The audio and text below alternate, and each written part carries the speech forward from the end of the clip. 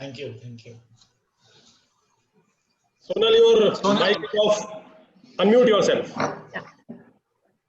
So very good morning to one and all present over here. I welcome you all in this industry luminary lecture series session titled Problem Solving in Everyday Life. I take privilege to introduce Mr. Lomesh. Mr. Lomesh Kumar is a senior software engineer working at Amazon within Amazon Web Services IoT division, which is based at Redmond, USA. He is very much passionate about solving hard problems and believes that it is more of an attitude than skill. I must say, Lomesh, that while going through your profile, I really like this line, which you have mentioned that it is more of an attitude than skill. And so I am actually highlighting it again. His specialties include designing large frameworks, platforms, and modules. He leads multi-engineer teams to implement good designs, being pragmatic, and he is more about making things work. I heartfully welcome you, Lomesh, in this session, and audiences are all there for you. Please. Thank you, Sonal ma'am.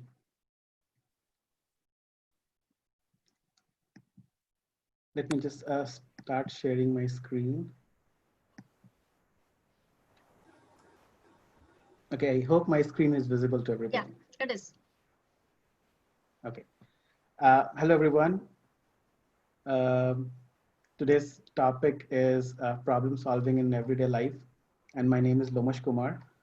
I'll start by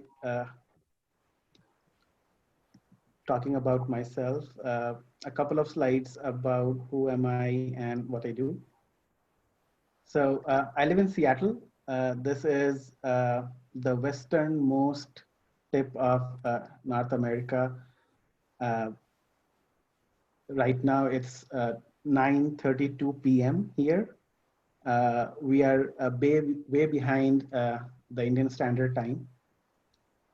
This is also one of the most beautiful places that I've ever lived with. I think if you want to visit a place which has a good balance of nature and city life, Seattle is definitely one of them. I have a wife and 2 kids, both boys. One is 9-year-old, the other one is 3 years old, almost 4. He'll be 4 in June. I love problem solving, no surprises there. That's because I'm here to talk about it. And I'll spend next 45 minutes or so talking about it. The subjects that are of interest to me are computer science, theoretical physics, mathematics, my first love, and philosophy. And above all, I am a foodie. I love great food, which sometimes has not worked really well for me, but we'll get into that later. And student of life. I think this is the most important trait when it comes to problem solving, and I'll talk more about it, how it weaves into the problem solving aspects. Professional life, I have spent almost 5 years at Amazon, and I'm a senior software development engineer. I work within an organization called AWS IoT.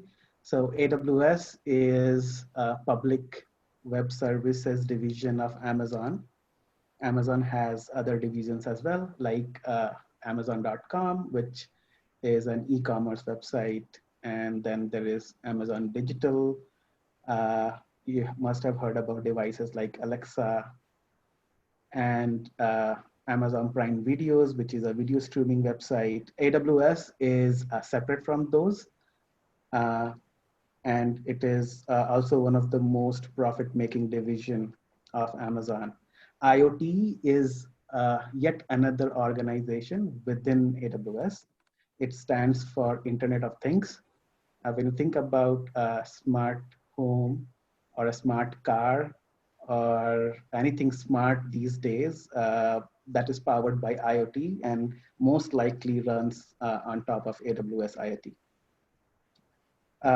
Before Amazon, I was with Adobe for 7 years. I was with the Illustrator team. And before that, I was for 3 years part of a startup called Monsoon Multimedia. And way before that, I was doing my BTech with my beloved Sanjay Goyal sir. In 2006, I finished my BTech. Now, before we get into problem solving, I wanted to make sure that this is an interactive session because sometimes if you just talk about a lot of theory and math and physics, those kind of things, it tends to become monotonous. So here is a question to everybody. Look at this slide and tell me what stands out as an anomaly.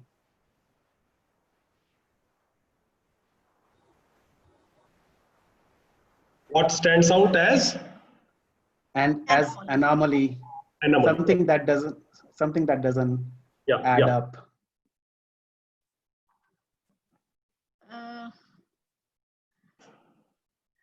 Lomesh, being this is a webinar, as of now, everybody is on a mute mode from our side. We will give them time in the end if you permit. That would be better, I guess. Okay.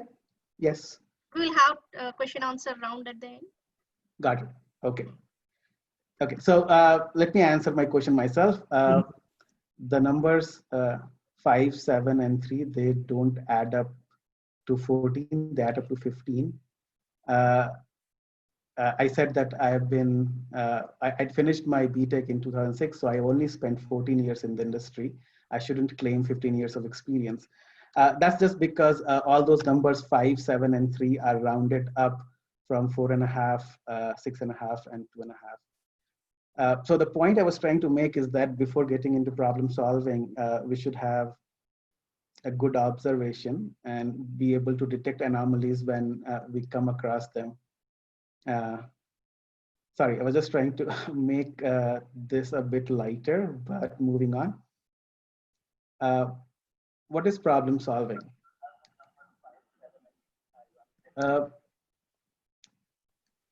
I think one can talk about almost anything and make it sound like problem solving.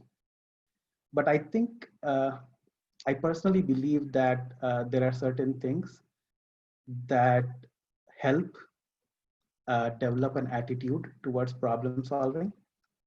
And I definitely believe that it is not a skill, it is an attitude. Why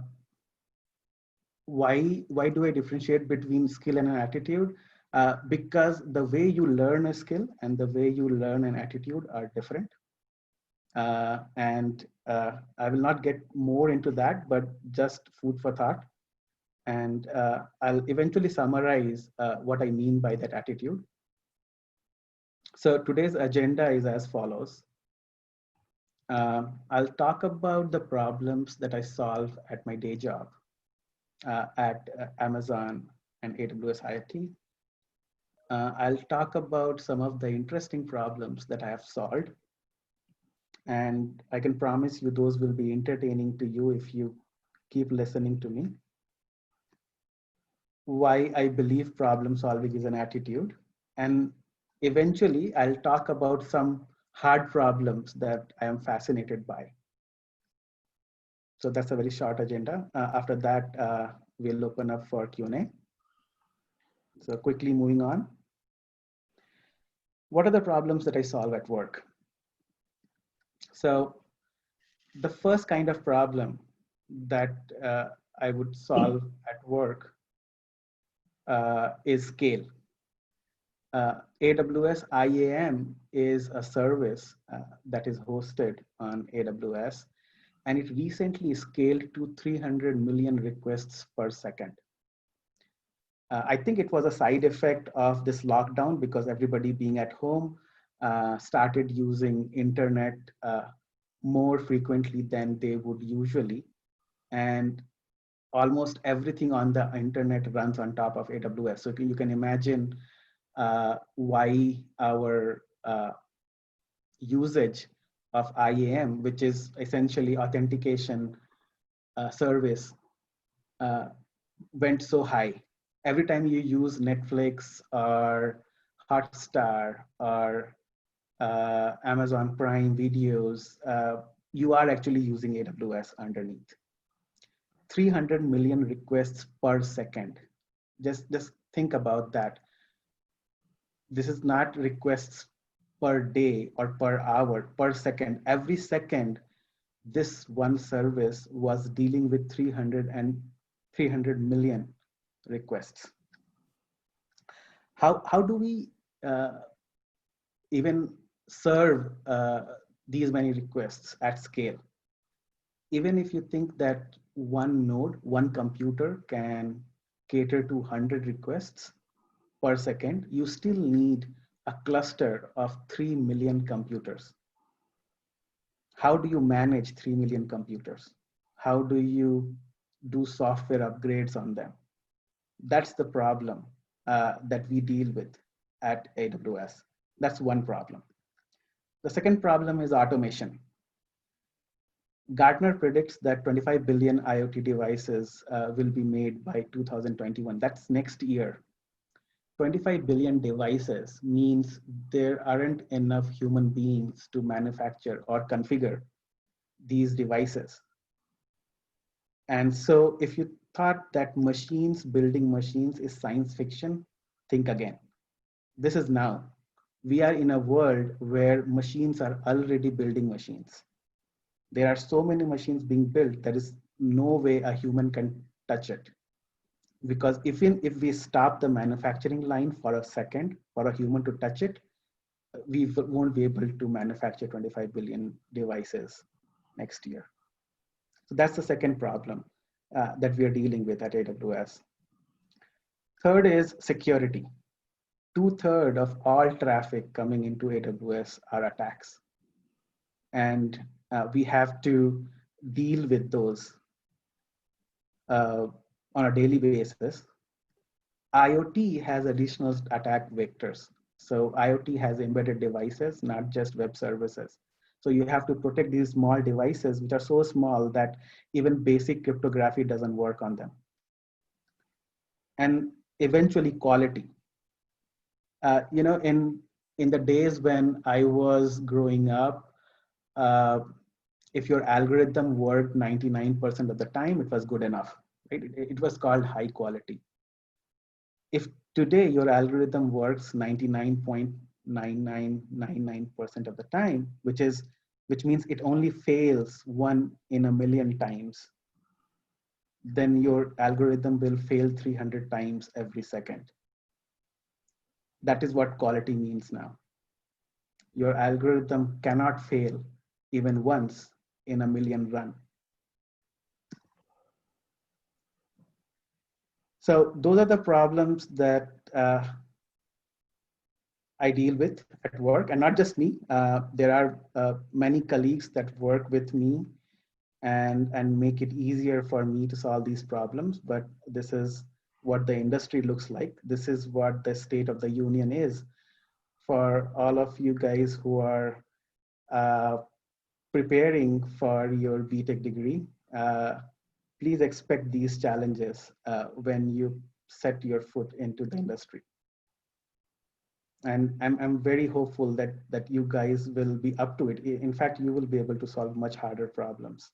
It always happens. The next generation does better and bigger than the previous generation. So I have no doubt that that trend will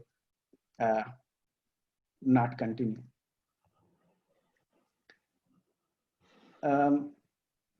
But today's talk is not about my problems that I solve at work. I think you will find a lot of talks on the internet, a lot of articles out there, which will get into the details of that. And I think your BTech course, for most of you, will take care of preparing you for those challenges. Today, I wanted to go through a more personal journey of what I have been through and how I have developed an attitude towards problem solving. Most of these problems would seem personal to you, and that is by design, because I wanted to talk about my life and my experience. And that is what this talk is all about. So when I was growing up, I had a fascination for puzzles. Those were the first typical problems that I would solve. It's in Hindi, it's called Paheli. And I was very fond of them. I would always go to elders and push them to ask me questions so that I can solve them. And whenever I solved them, I would feel happy. I had a passion to drill down beyond opinions and popular beliefs. Whenever somebody stated something as a fact, I would almost always ask why, and keep asking why until I was convinced. But I must also say that I had a respectful disagreement with the status quo. And this is really the differentiator between people who solve problems and people who create problems, right? You have to be respectful. If you cannot be respectful during disagreement, then you have a problem. And I don't think that is the attitude which will help you solve problems. So I'll talk about an example from my early childhood. I was in class 8th, if I'm not wrong. And back then I had a tendency to always write definitions of terms in my own words. So I would spend the year learning about definitions of scientific terms like radioactivity. And then when it came to writing that definition in the examination, I would completely forget what I learned, what I read, and then I would simply write in my own words what I thought it meant. And it worked most of the time, because if you know the concept, you don't have to produce the same words. What is important, I thought, and I still believe, is that you understand the concept. So in one of my chemistry tests, I had to write the definition of radioactivity, and I got 0 out of 2. That particular question was to define radioactivity, and I thought I did a good job, but I got 0. So I went to the teacher. I said, ma'am, what's up? I got 0. I think I did a good job. And she said, no, Lomash, your definition is not what is there in the book. And I said, so what?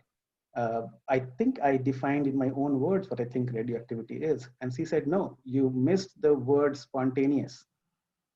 And she told me that most of the elements in the periodic table will eventually emit radiation if excited through external means, heat or other mechanisms.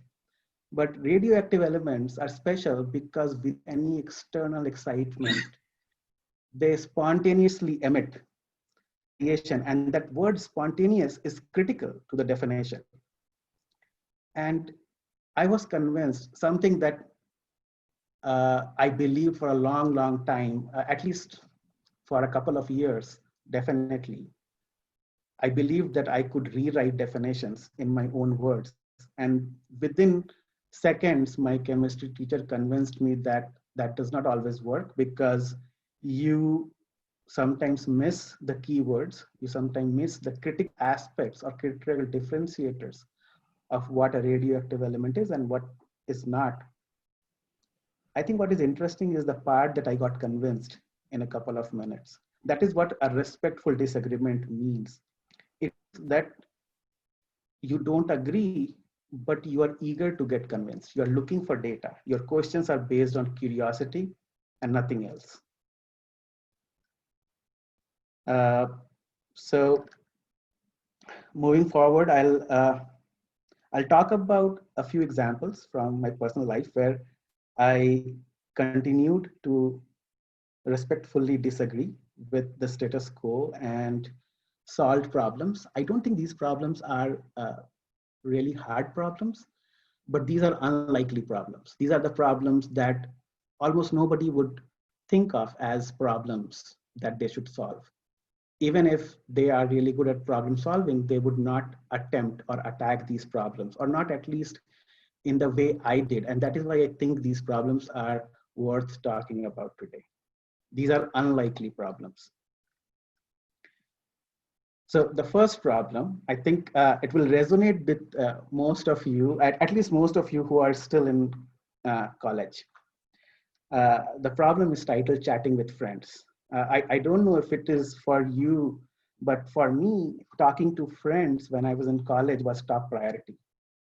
And it was 2004, second year of my BTech program. Internet was a luxury. Internet is almost a necessity these days, and you cannot think of being not exposed to internet for a day. But back then, you were lucky if you had internet. And we were lucky. We were in a college where the institute provided us free internet, but the internet was only available for a few hours per day. And so we had to do everything, including our research and any other activities, fun activities within those hours. All computers in a hostel building were on the same subnet. So students who lived in the same hostel building could talk to each other, even without internet, over the Ethernet. But all TCP protocols between hostel buildings were blocked. So if you had a friend in other hostel building, you cannot talk to them because the TCP protocols are blocked. And I was struggling to keep in touch with my friends in other buildings, especially during nights when the internet was turned off. This was a huge problem. And I think an unlikely problem. Even technology students would rarely attempt to solve this problem, not because it's hard, but because it's just not presented to you as a problem that you need to solve. Usually, when we are very excited about a problem, when somebody states it as a problem to us, either through an examination question or an interview, because that is when we are in problem-solving mode. I think for people who have problem solving and as an attitude, they're always in problem solving mode, and they will take up any problem as a challenge or any challenge as a problem that they need to solve. So I started thinking about it. I realized that there has to be a DHCP server somewhere, which is assigning IP addresses to all the computers across hostel buildings. And a DHCP server can only keep track of IP addresses through ICMP protocol, popularly known as the ping command. So you could still ping computers across hostel buildings, but you couldn't send them text messages. ICMP packets are also very low-level protocol. So normal socket programming is not going to help you write an application that can use ICMP packets.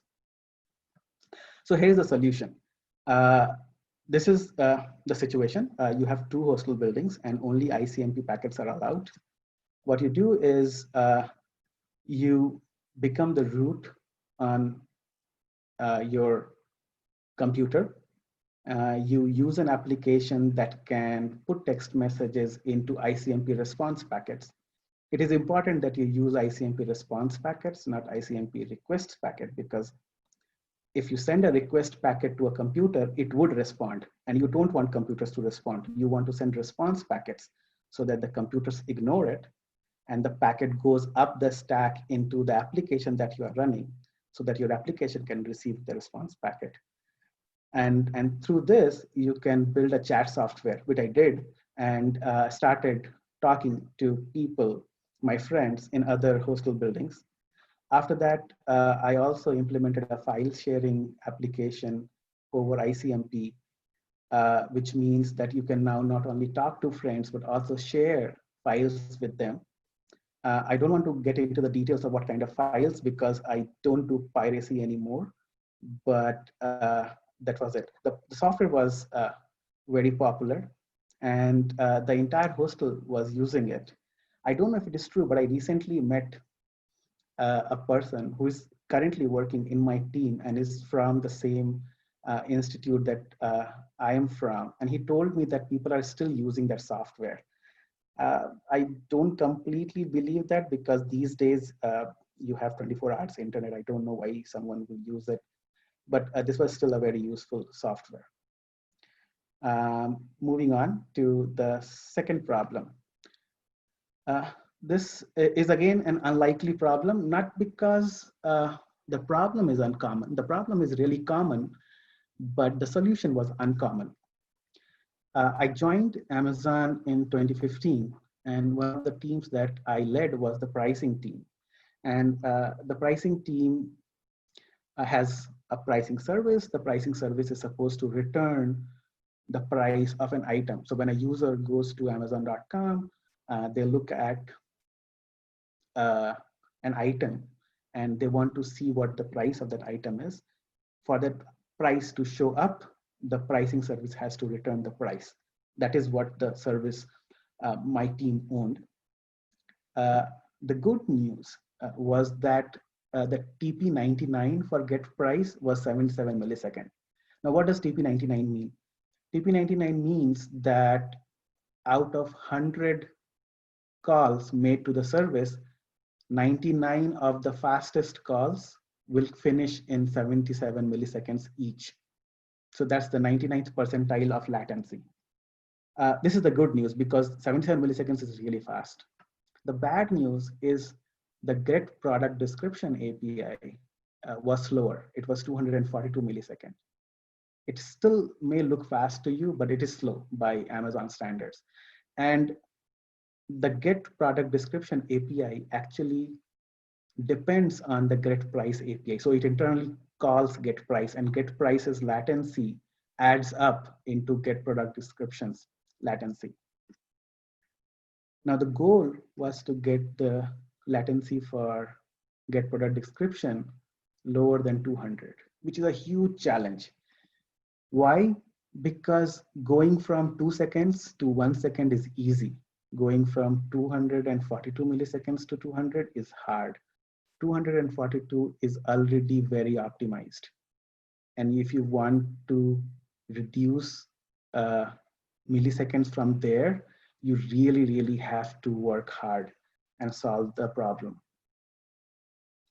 The advice given to us was, don't look at get price. It is already very fast. Don't over optimize it. And I respectfully disagreed. The reason was as follows. Pricing service is fast because prices are simple database lookup, right? That's why it is fast, because the API doesn't have to do anything. It has to just go to database and get the price of an item that the user is looking at. Compared to other services, it was fast. But I thought, why compare it to other services? When you're trying to solve the problem for an API, you should compare it to itself. The real question that was needed to be asked is pricing service as fast as it can be? And that is the question I asked. My analysis revealed that out of 77 milliseconds, 70 milliseconds was network latency. So most of the time, the API was just going to database and fetching the price and coming back. Now combine that with the fact that prices are very cacheable. By that I mean prices don't change very frequently. They may change every 5 minutes, but every 5 minutes is very cacheable, because you will get probably millions of calls in 5 minutes. And if you can make sure that prices don't change for 1 million calls, then you read it once, you save it for the rest of the million calls, and that's called caching. So in-memory caches data on the host, which returns API response.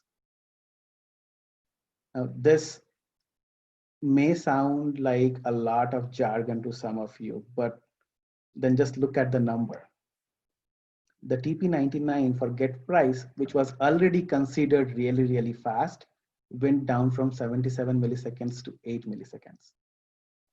This was magic for everybody, because there was no other service within that organization that did single digits milliseconds. There was no other service which did even less than 50 milliseconds.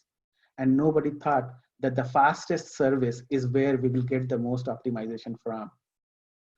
And I think this is also a good example, because sometimes when people say that, hey, don't look at that problem that is either too hard or too unlikely to yield results, I think it's valuable to look under the hoods once in a while and validate those assumptions and see if everybody is right or not. Third problem. This is really personal to me, and it's also a really serious problem that I dealt with. But I can promise you that this eventually turned into a good news. So don't get bogged down by all the seriousness that will get built up in a couple of slides. 2012, I was barely 30 and I was diagnosed with type 2 diabetes. It was a shocker for me because I was just 30 years old. And I knew that diabetes is a thing that people have, but I had never seen a 30-year-old diabetic person in my life, and it completely shocked me. It was not new to my family. Both my parents were diabetic, and I knew what the disease was. Just never expected that it would happen to me, and happen to me when I was 30.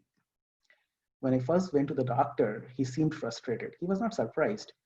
He seemed frustrated. He turned to his assistant, and I still remember it very clearly. He told to his assistant that, what's happening to this world? Why are 30-year-olds becoming diabetic patients? Anyways, so the advice, I think everybody knows, medication, diet, exercise. You keep doing it and you try to maintain your blood sugar in normal limits. Fast forward 2 years. 2 years of dieting, 2 years of exercising, 2 years of medication, and I was still diabetic and escalating.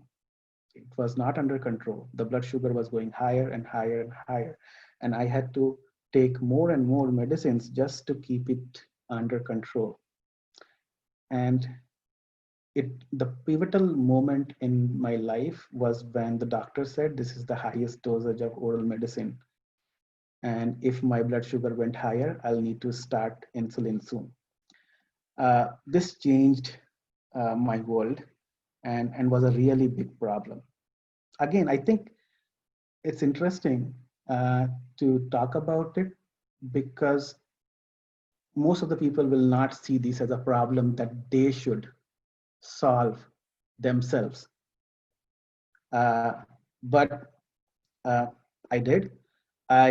I respectfully disagreed with the doctor advice, and I took things in my own hands. I did not start self-medication because I'm not a fool, but I started monitoring my blood sugar levels and other health parameters. I created an Excel sheet. This is a real Excel sheet that you're seeing. Those are the real numbers from my blood reports. So before I get into the solution, I want to make a disclaimer that this is not a medical advice. So don't see this as me giving you advice about how to fix a medical problem. Just highlighting that somebody who has an attitude for problem solving can attack any problem. Whether you solve it or not is a completely different question, but you can definitely attack it. I started reading medical journals, interviews of doctors. One of the interviews that was, I think it was very interesting, is that the interviewer asked the doctor that, is diabetes an epidemic? And the doctor replied, a disease is declared epidemic when 1% of the population has it.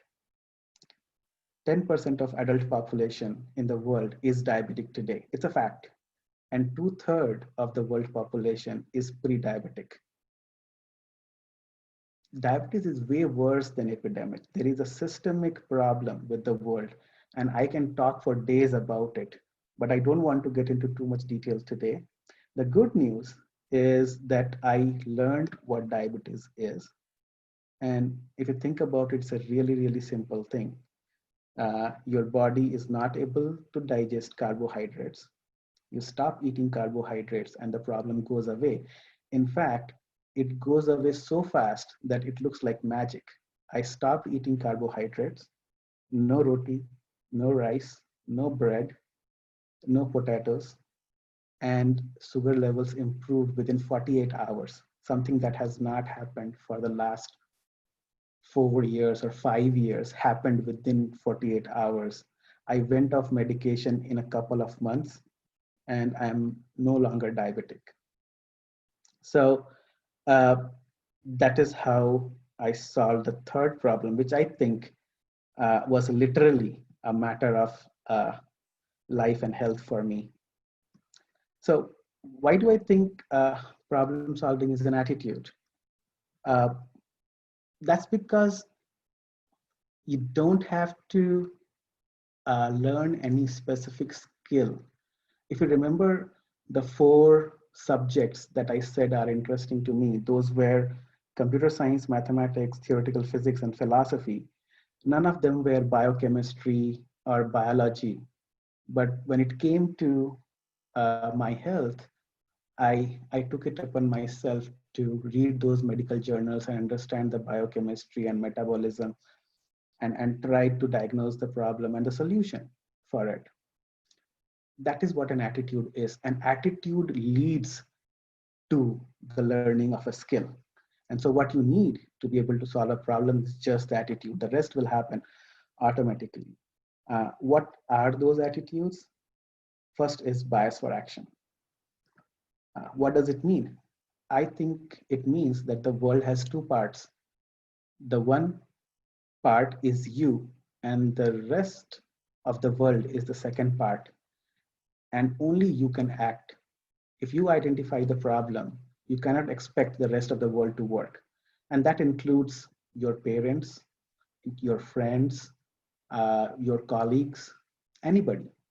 When you have a problem, don't expect others to step up and solve the problem. You should act. You can always take help from others if they are willing, but don't depend completely on the rest of the world to solve the problem. Give it your best. This is a famous line from one of my favorite movies. There is no trying, actually. If you have to do something, you have to give it your complete best. If you say, I'll try, that literally means you're not going to persevere or you're not going to follow up. So don't do that. Give it your best. Collaborate.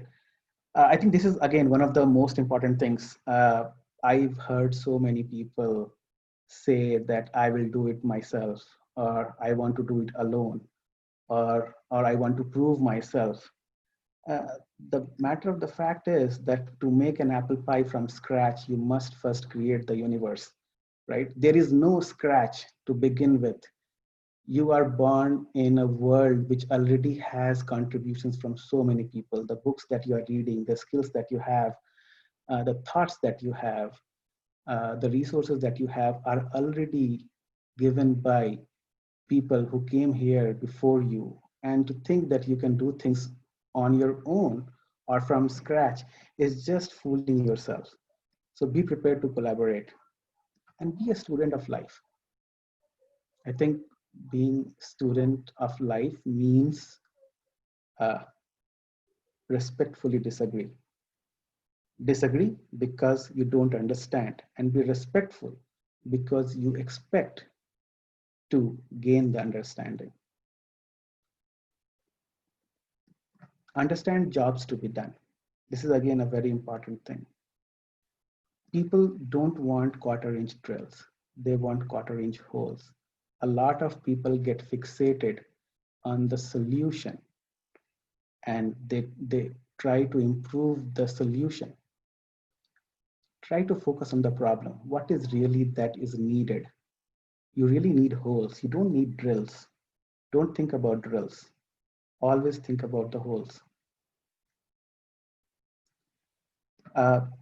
Now to some hard problems. This is now, I only have 4 slides after this.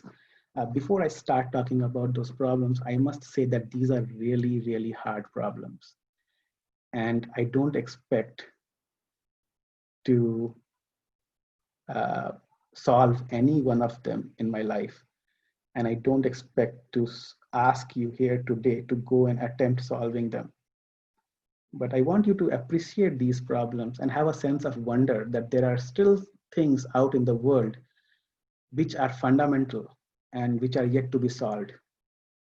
There is no way that we are even halfway through the problems that need to be solved. This world is still a blank canvas for each one of us to go and do our own painting. Mathematics. So as I said, mathematics is my first love. One of the problems that I got introduced to really early in mathematics is Fermat's last theorem. Those who love mathematics definitely know about this problem. This problem was postulated by Fermat almost 400 years ago. And the reason this question is, this problem is interesting is because it got solved in our lifetime. When I was growing up, when I was giving my 10th standard examination, this problem was not solved. And I thought maybe I will solve it. I was naive back then.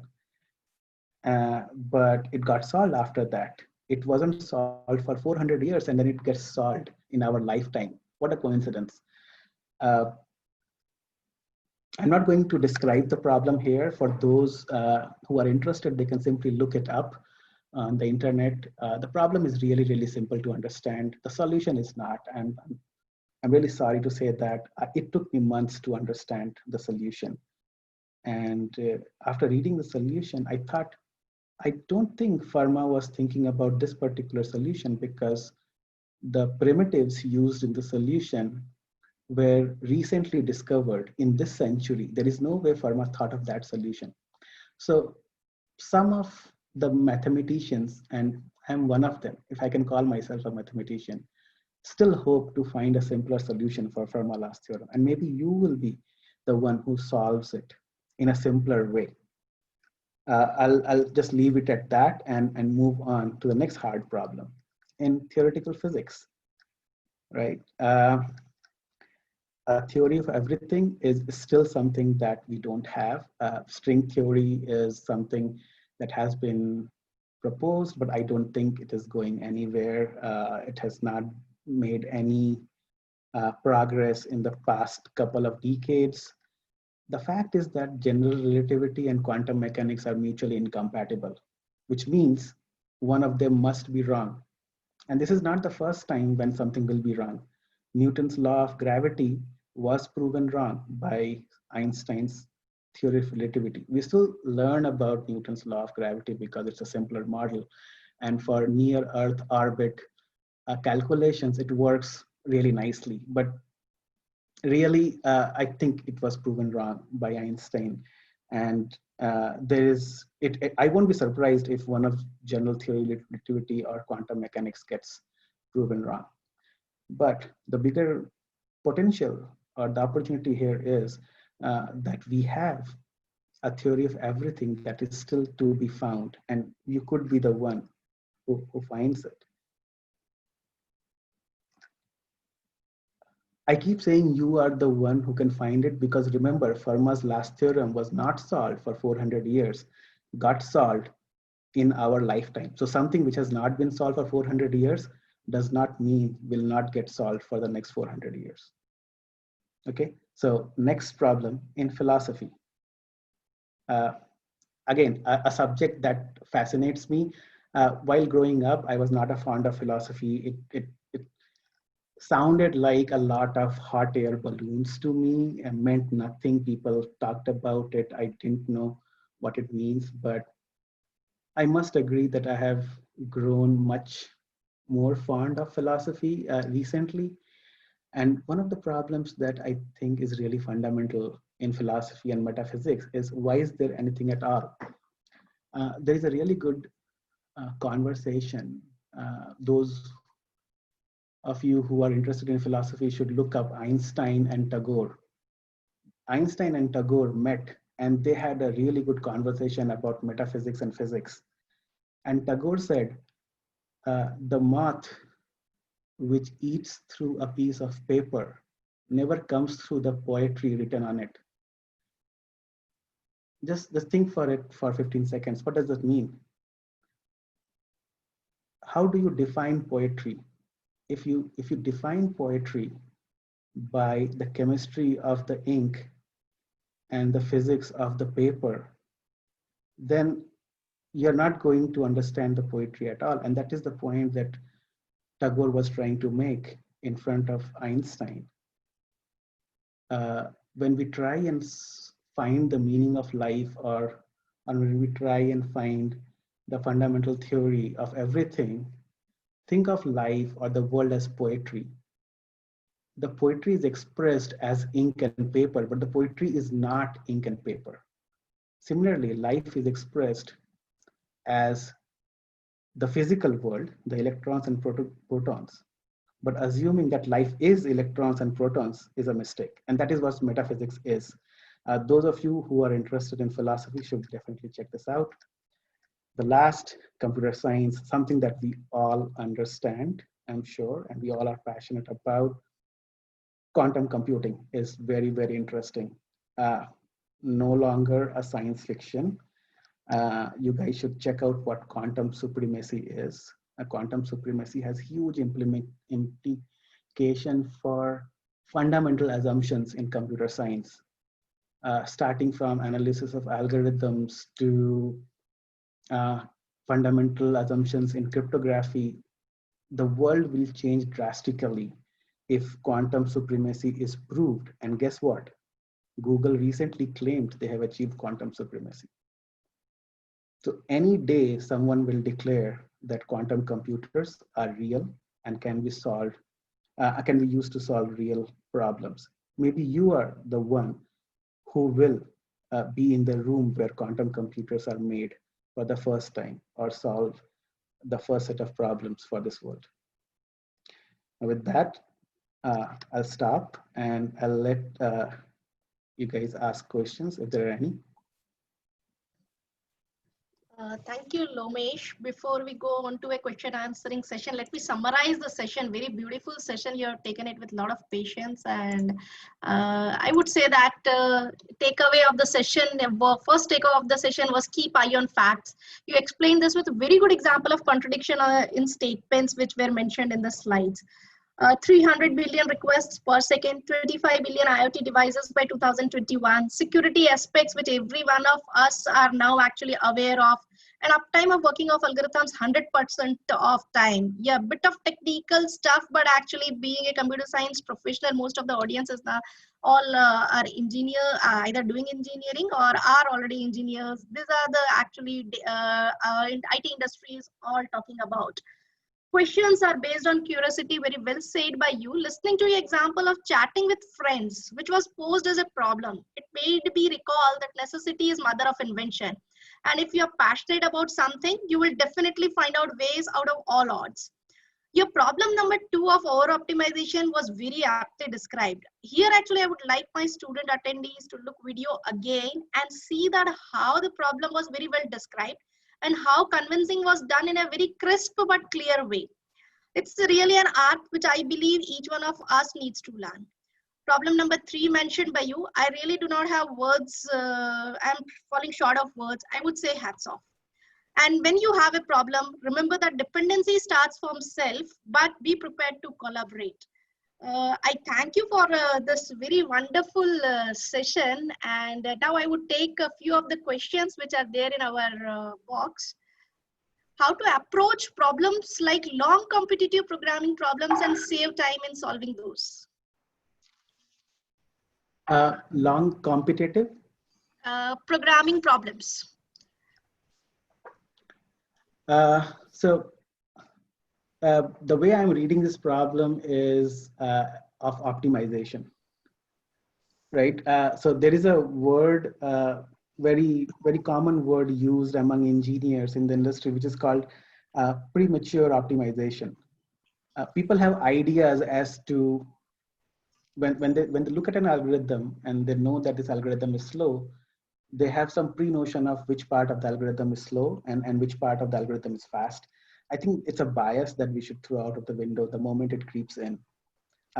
Data is your way forward. You should always do benchmarks. You should always do in-depth analysis. Try to profile your program. There are many tools out there which will let you know which functions, which methods, which libraries are consuming the most time while executing an algorithm, and try to make optimizations in the code which matters the most. Okay, thank you so much for your answer. There are a few other questions. Professor Gustavo is an attendee. He is actually faculty with J.K. Lakshmipat University. He's professor of electronics engineering. He says that thank you for your inspiring presentation. What did happen with the second function that you wanted to optimize? So the second function, get product description, was actually dependent on get price. So we had two options. We could either optimize get product description itself or optimize get price. The advice given to us was that don't look at get price because it is already optimal. 77 milliseconds is too good and you're not going to get anything out of it. Look at the other part of the code because that looks meaty and that is where we will get the optimization from. After we optimized get price to 8 milliseconds, there was no problem whatsoever that needed to be solved. And following the rule of thumb of avoiding anything that does not need to be optimized, not optimizing them, right? Premature optimization. So we did not pursue any further optimization on that code base. Okay, there's one more question. Apart from quantum computing and quantum supremacy, which you have mentioned, what is the next big thing in the technology world? Next big thing in the technology world. So the question is not specific to computer science, it's about technology. Yeah. I must say that batteries are something that have not been upgraded for a long time. And good quality batteries are actually blocking solar energy from taking off. The problem is that the part of the world where solar energy is abundant and the part of the world where solar energy is not abundant, they can be counterbalanced only through technologies like battery and storing energy. But there is no eco-friendly way of storing energy today. All batteries are so bad to our environments that if you create more and more batteries, you'll just destroy Earth. So I think that is one thing that we need. And there's a lot of research happening in manufacturing good quality batteries. Tesla is doing a lot of research there. So I'm hopeful and I hope that something good comes out of there.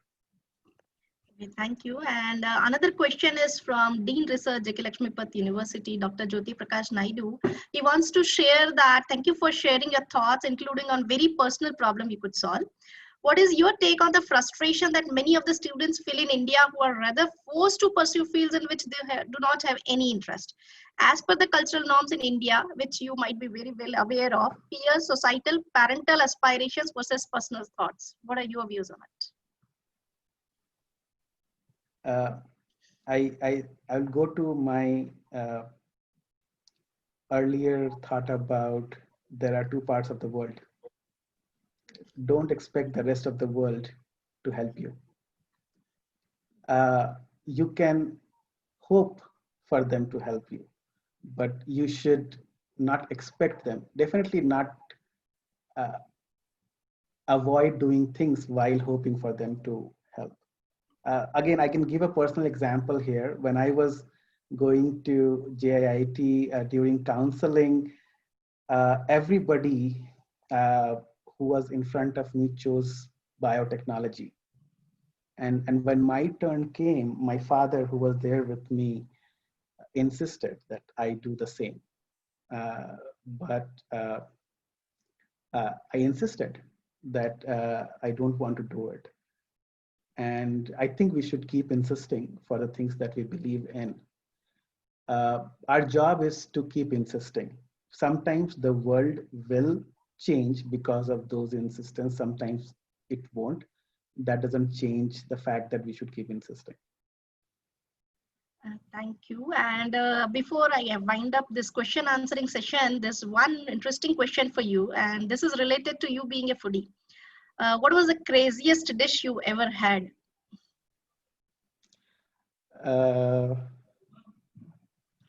Wow. Okay, so I've had so many crazy dishes. I think it has to be some sort of a fried ice cream that I ate in Delhi. The dish comes super hot, I think, out of the frying pan. And once you dig into it, there is frozen ice cream inside it, which has not melted. I still don't get, well, I understand the physics and the chemistry of it, but I still don't get why somebody would make a dish like that, because eating hot and cold things together is not good for, it's not an enjoyable experience if you're eating too hot and too cold at the same time. So crazy, I think that definitely checks that box. It was crazy.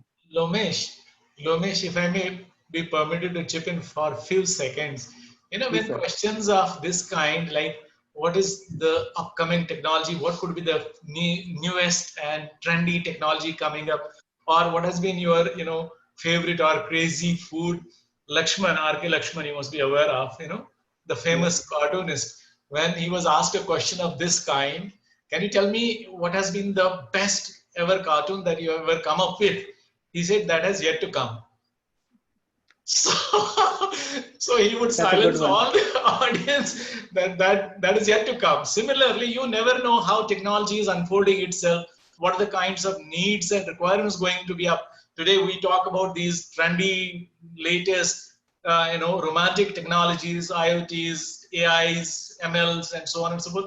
This is the trend of today, but you never know what COVID and COVID-like scenarios, it's not just only the negative side of it, but what other kinds of things will prompt the human race to look for. Maybe that's what we can see.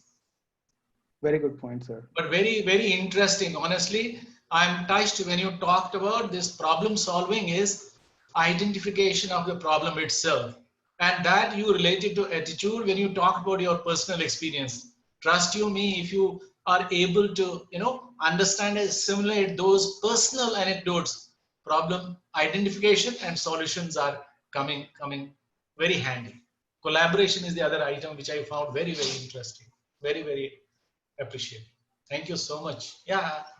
Thank you, sir. Sanjay sir, to share a few words. Sanjay sir. You must be feeling the proudest person as of now.